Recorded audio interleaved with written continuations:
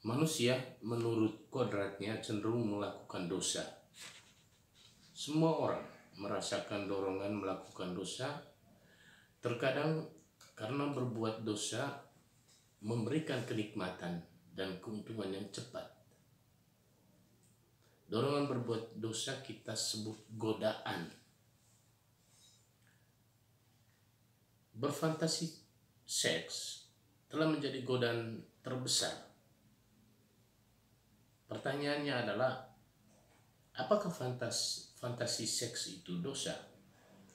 Pertama-tama perlu kita sadari bahwa semua orang berjuang untuk dapat hidup dalam kekudusan. Setiap orang juga mempunyai kelemahan masing-masing, dan kelemahan-kelemahan ini dipakai oleh iblis untuk membuat kita terputus dari Tuhan. Kita menjadi putus asa dan menjadi tak berdaya. Namun kelemahan-kelemahan ini juga dipakai oleh Kristus untuk menyatakan kemuliaannya.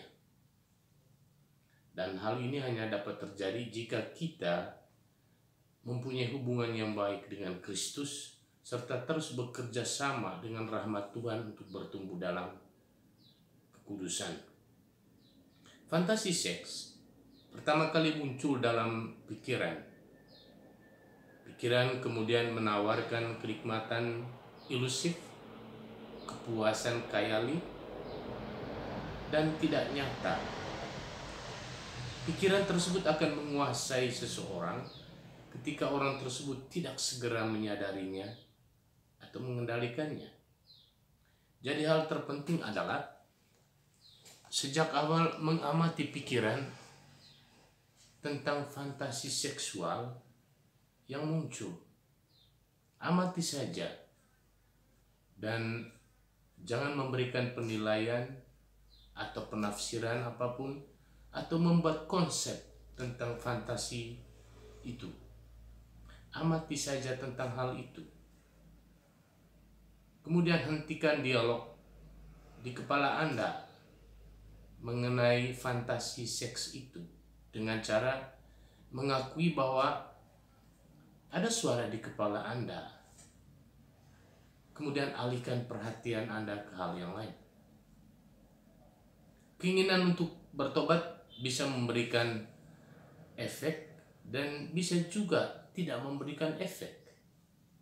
Hal ini dikarenakan kita sebagai manusia sering untuk berusaha memerangi dosa dengan kekuatan kita sendiri.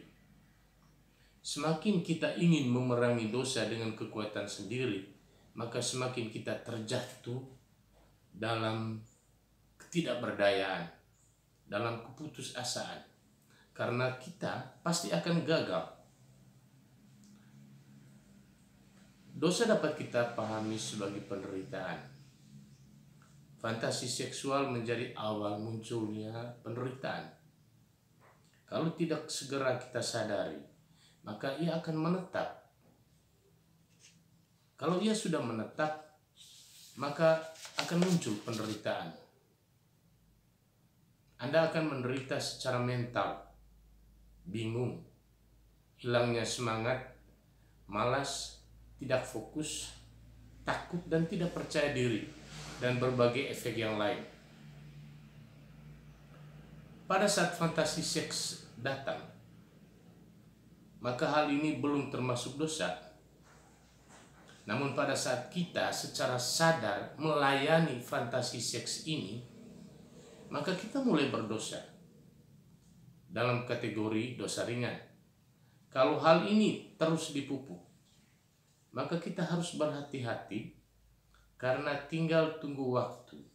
Maka dosa yang ada di dalam pikiran akan membuahkan maut. Seperti melakukan masturbasi dan lain-lain. Dan pada saat kita melakukan dosa ini, maka kita melakukan dosa berat. Katekismus Gereja Katolik nomor 2352 mengatakan masturbasi adalah rangsangan alat-alat kelamin yang disengaja dengan tujuan membangkitkan kenikmatan seksual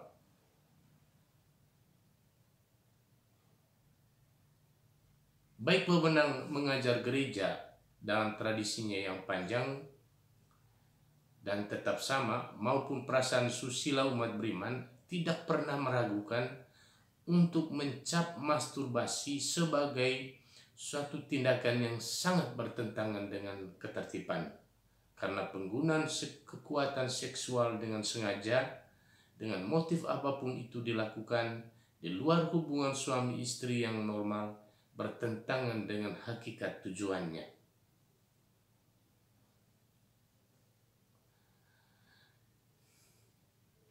Kenikmatan seksual yang dicari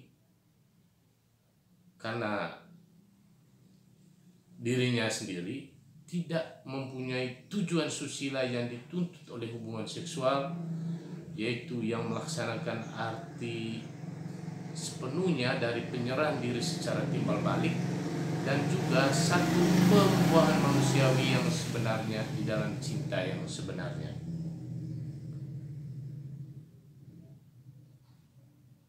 Katekismus Gereja Katolik 2396 mengatakan masturbasi, percabulan, pornografi, dan praktek homoseksual termasuk dosa-dosa yang sangat melanggar kemurnian. Jadi saudara-saudara, pornografi itu membuahkan penderitaan. Nah, bagaimana untuk memperbaikinya? Ada beberapa usulan yang mungkin bisa dijalankan. Pertama, perkuat kesadaran Anda.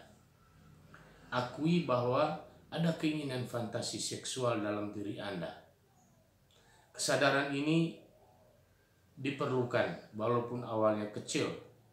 Ketika Anda terus berlatih untuk menyadari dan mengamati pikiran fantasi itu, maka kesadaran Anda menjadi lebih besar dan Anda akan semakin waspada ketika pikiran fantasi itu muncul.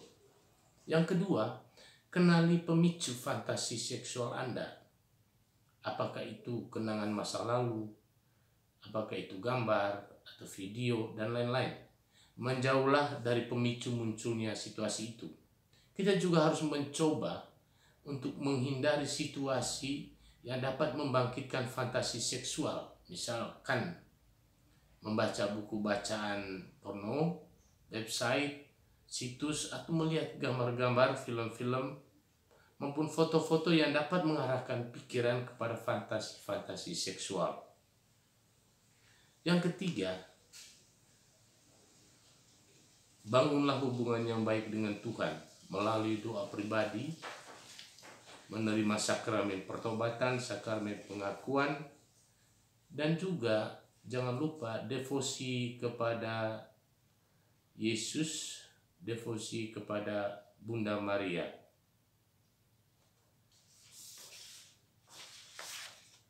Pada saat kita gagal dan kembali kepada dosa yang sama, maka secepatnya kita harus datang kepada pastor untuk menerima sakramen tobat. Dan mulailah lagi dari awal dan jangan berputus asa. Dosa yang telah menjadi kebiasaan akan membutuhkan waktu yang lama untuk dipatahkan atau dihentikan. Hanya berkat Tuhan dan kerjasama dari kita yang dapat mengalahkannya.